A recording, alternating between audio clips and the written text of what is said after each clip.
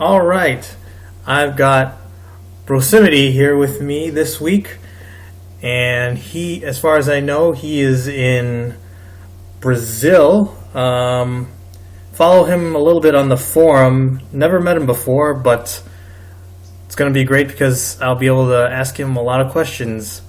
So I guess right off the bat, Brosemite, give us an idea of who you are and what you're all about. Okay, well, first off, I just wanted to say thanks for the invite. Yes, you are right. I'm in Brazil, and as we're speaking right now, I only have 2 weeks left here, and things are kind of getting, sentimental. I'm not really a true location-independent guy. I was actually here just working on some projects, and because I'm a graduate student back in the U.S., and when I was, going to school back in the U.S., I was working full time. Now I've been relegated to part-time working status, and right now I do have the privilege of being able to work through the internet. So, but those privileges are going to last. So, yes. Okay. So yeah, let me tell you more about myself. Or did you want to intervene for a bit?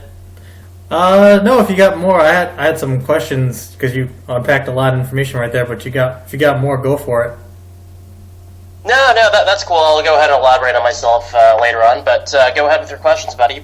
Yeah, I think it'd probably fall along the same lines you were going anyway. So, I guess the first question guys are going to want to know off the bat is how you managed to get the gig you've currently got. That I know on the forum you've been to Eastern Europe, you've been to South America. So how'd you get the gig that's enabled you to travel?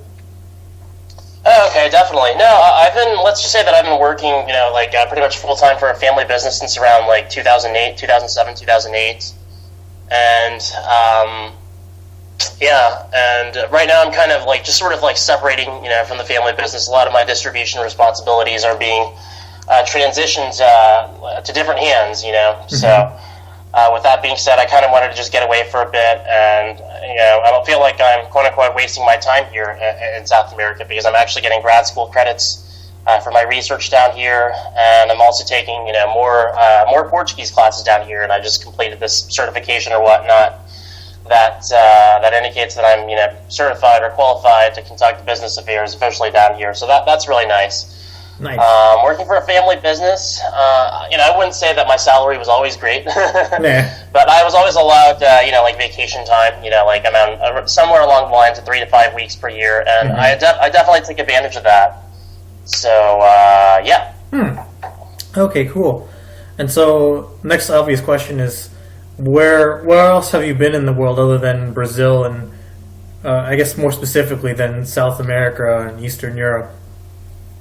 Okay, this is a very interesting question. Here's somewhat of a prolonged response yet again. I always went to, I'm actually half Taiwanese, half Vietnamese descent. Mm-hmm. And growing up, I've always had the privilege of going to Asia. That was always nice and everything, but at the same time, I've never really been able to dictate my own itinerary in Asia because it was always revolved around, relatives or friends of relatives. So around 2009, I decided to go to Greece and Europe. My dad was part of the Taiwanese Navy, and as a part of his tour, he got to travel to a bunch of places for free. So he really loved Greece. So I decided to go there.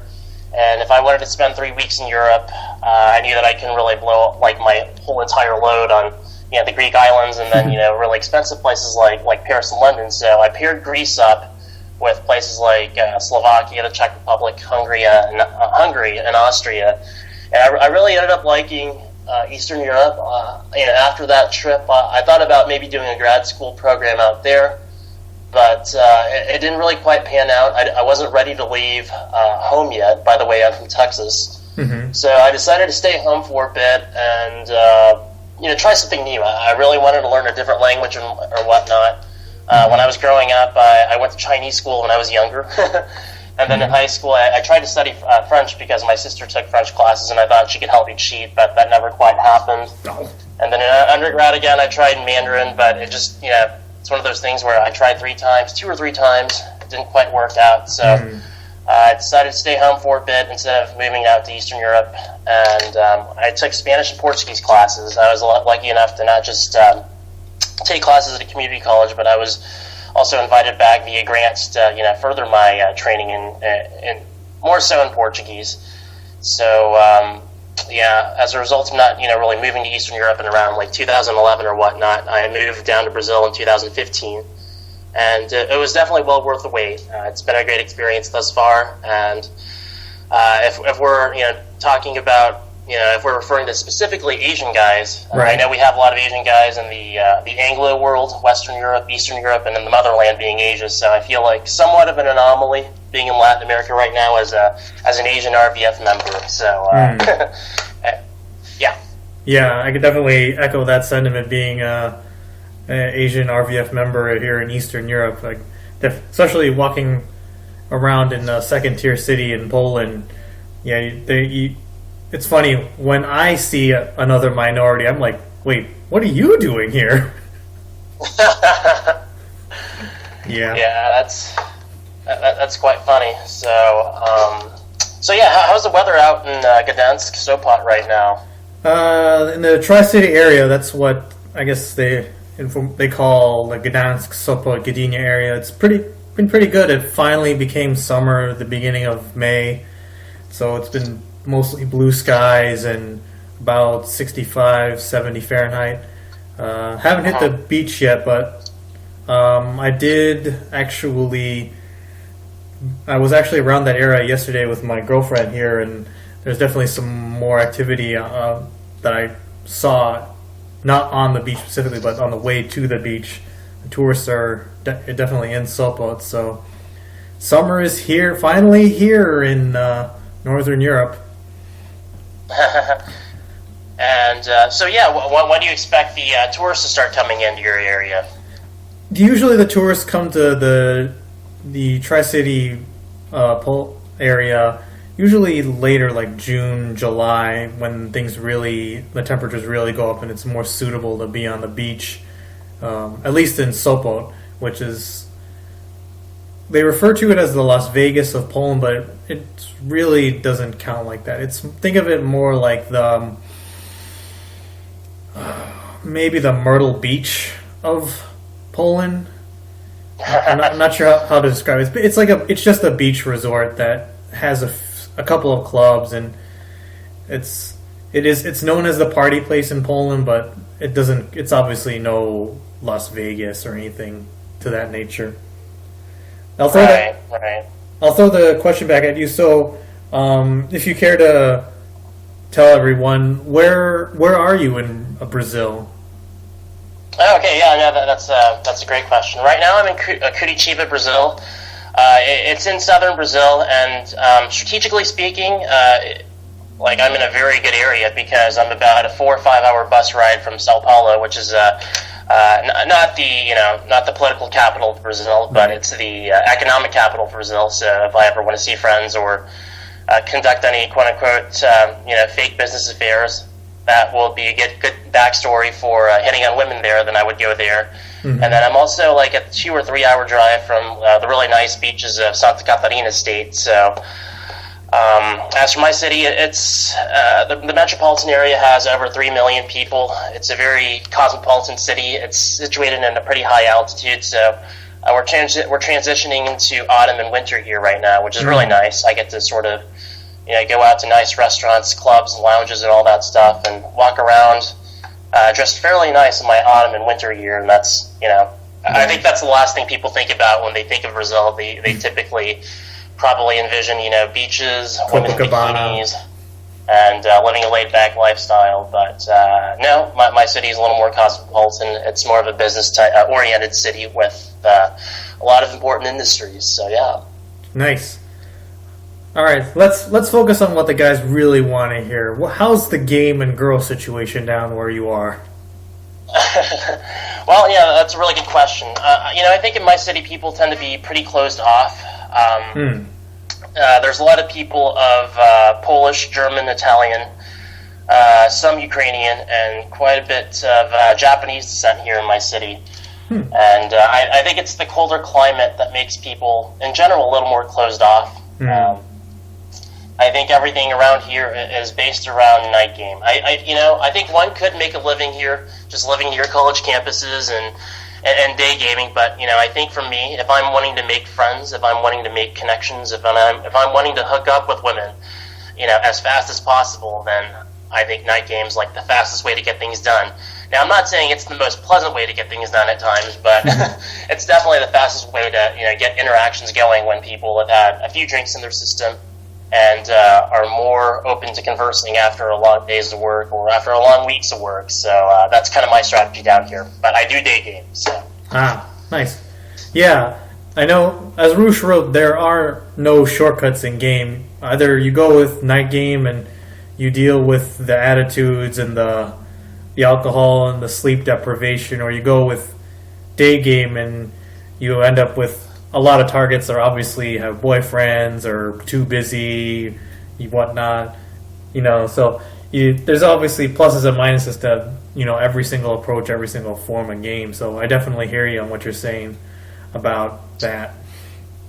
So it was also interesting. You mentioned a lot of people of European descent there. Because I've only been to Santiago in South America, Santiago, Chile, and it's interesting. You said there are a lot of. You mentioned people being of European descent where you are. Is that when most people think of Brazil, they think of like, I mean, what comes to my mind is almost like Mexican, but the stereotype of Mexican in the U.S., which I know isn't even true. And, it's definitely like a very big mix here. I think the stereotype in Brazil is that in southern Brazil, it's known for having more of the people of European descent. But there's a lot of people of African and indigenous descent down here as well, and there's also a lot of people of European descent scattered, throughout Brazil as well. I mean, I think northeast Brazil is more characterized as indigenous and African, but there's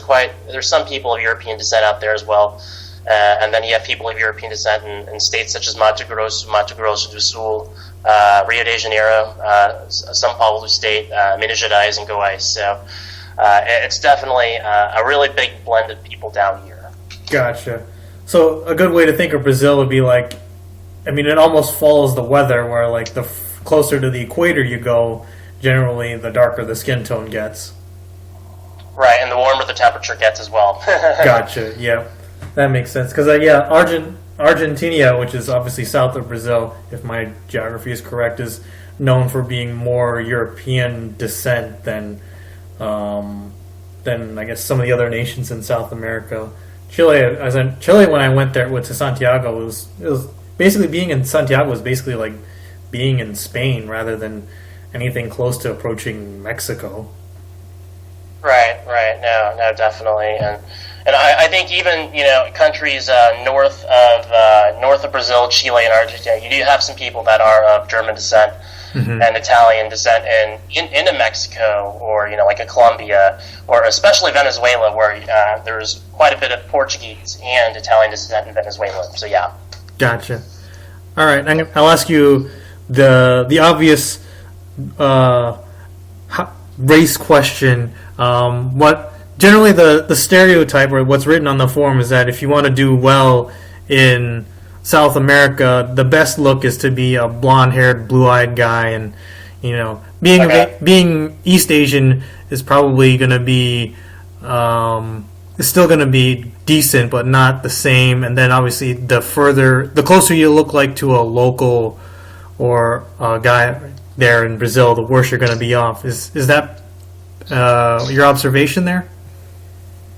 Well, honestly, I think in southern Brazil, there's quite a few, good-looking, like no homo, but there's quite a few good-looking guys from Australia and Germany, and parts of Europe that do come down here, and if they don't speak Portuguese, they're kind of screwed. And I would say, like, even if they do, sort of speak Portuguese, people here can be really territorial and mistrusting of foreigners. I mean, they'll say, "Oh, hey, you're from the USA. That's really cool," but then you get a number, you try to call back, or you try to text back, and it's like, no response.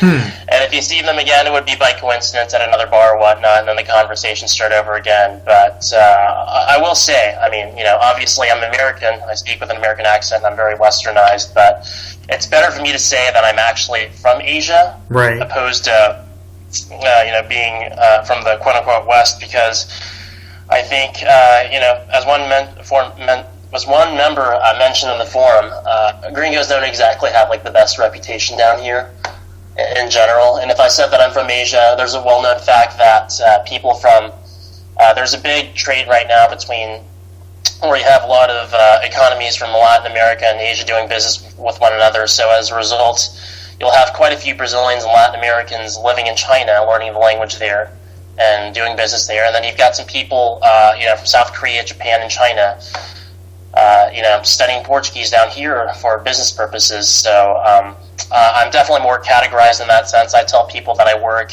in import-export and whatnot, and as a result, they become, like a lot more. Will become a lot more invested in me. They'll tend to think that they have this thought programmed into their head that I won't pump and dump them. Okay. Unlike, unlike if I were, like a Westerner, like a typical sex tourist from the U.S. who's looking to pump and dump. So. I see. But yeah. Interesting. Yeah, I was going to ask you why the perception of gringos was that the way it was, but like you said, it's the pump and dump idea that's pervading through them.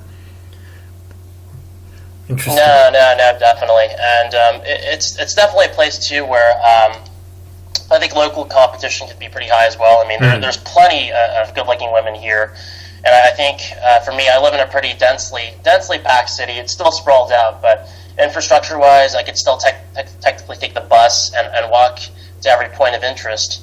So I go out and I see a lot of gorgeous women every day, but there's also a lot of good-looking guys from well-off families here, and I think those are the most desirable guys, of course. But at the end of the day, women are all emotional creatures that need to be led, and if you press the right emotional buttons, anything can happen. So nice. Yep. Yeah, I agree with that.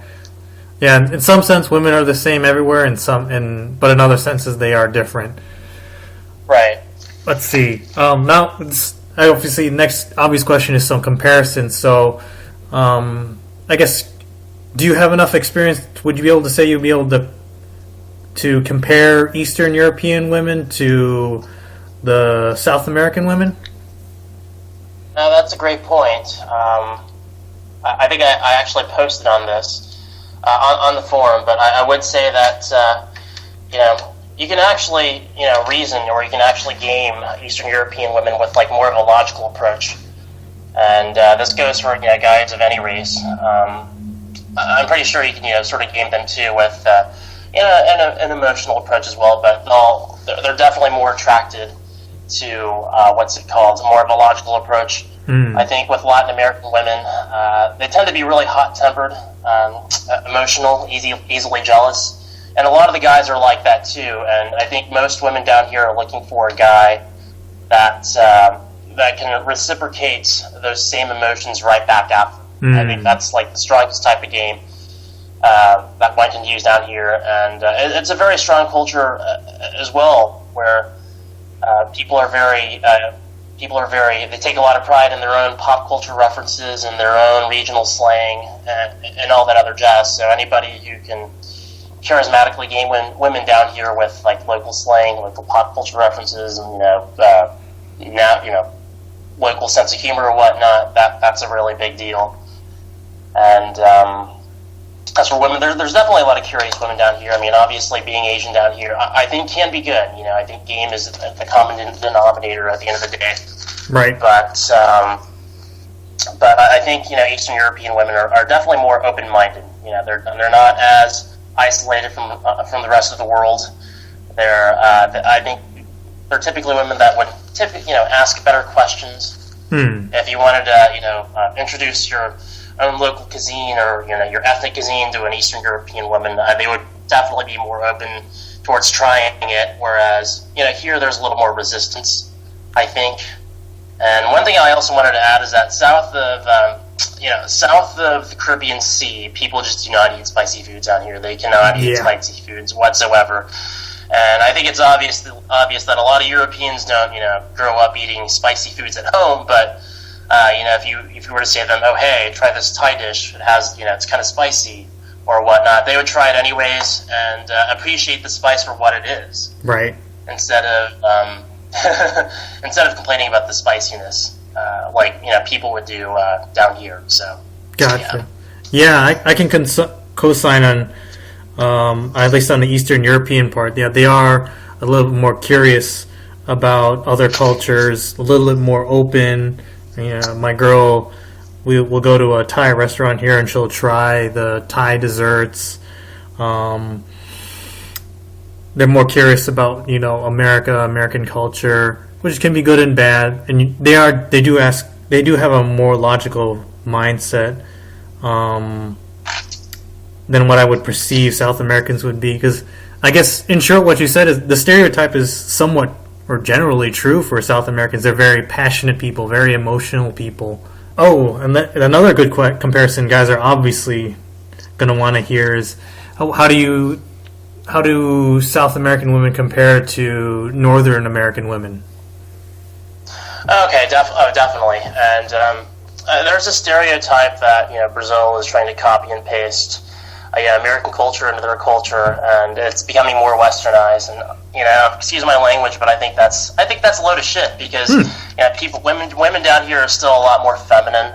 They take a lot of pride in their family values and their social values and whatnot. I'm not saying it's a perfect society. There's a lot of flaws here, like there are flaws in just about every society. But but yeah, I mean these are women that like they watch Sex and the City and they like like American pop culture, American media or whatnot. But they're not completely consumed by it 120%. I mean, at the end of the day, these women, they have their own culture, they have their own values, they lead very interesting lives. They don't sit around at home watching Netflix every night after a long bullshit day at the office, just living vicariously through the Kardashians or whatnot. These people know how to have a lot of fun. I mean, they go to fun parties. Every other weekend, they'll go to the beach. They spend, Sundays with their families. Nightlife is very fun down here. There's a great outdoors culture down here. It's not like a lot of North American women that will, live vicariously. They're celebrities. If they take vacation time, it would be like an out-of-town wedding, right? And then eventually they get married and whatnot. They convince their families into spending $40K on a bullshit wedding, and then will complain about how they have no money to travel. Or how Western culture is. Yeah, definitely. I can agree with a lot of what you said, but just based on personal experience through my social circle, just hearing what women in my social circle in the U.S. would talk about. They would talk about Netflix, the latest show they're watching, the latest celebrity news. If they traveled, it was usually to somebody's wedding, or maybe it was very, very stereotypical American life, so to speak. You're soon coming up on the end of your escapades abroad, at least for now. How are you? What are your thoughts on going back to the U.S.? And I think you're going back to Dallas. Am I right? Right, Dallas, Fort Worth. I'm originally from that area. We can't let anyone know that. No, I'm kidding. No, there it is. Yeah, I'm originally from Dallas, Fort Worth. And what's funny is that I actually moved down here, I think, early June 2015. And I've actually had to go back 3 times, believe it or not. I had some work stuff to take care of. And obviously, being a grad student, I didn't have to go back as a grad student, but I went back to just sort of take care of some things, at the lab there at my university. So I went back late June. During that time, went back for a wedding as well. I also went back late October. There was also another wedding as well. But each time I went back, I got paid and I got a lot of things done. And those two first times back were extremely depressing. Oh. Extremely depressing times. But I did go back for like around 5 or 6 weeks, I think, from late January till early March. And during that time, I also got to visit relatives in Asia. So that my latest time back was actually a great time. I got a lot of things done again, and I had a clear head of how I wanted to channel my energies for my return. Which friends to avoid, what my priorities were, and I don't look forward to going back for. And the aspect that women are going to be lower quality and whatnot. But I'm going to be excited about just sort of being consumed by work and like a lot of my goals and objectives, because it'll prevent me from seeing influences that kind of suck. Influences such as blue pill friends that spend their weekends drinking beer in a brewery, talking about nothing. Oh God, yeah. Or playing in a kickball league, or doing all that other nonsense. Or summer's coming up, so they'll waste their time in a 9-week volleyball league, which is a total waste. I think most of the people in that are guys, and then you have some girls in the volleyball leagues that are just sort of there to like get easy male validation. Yep, the thirst ensues. And then you can't really talk to girls like on other teams, because you will get cock-blocked like a mofo by guys on their team. So I don't know, it's a big waste of time. But no, overall I do look forward to going back. I think I've also developed a lot of great business connections down here.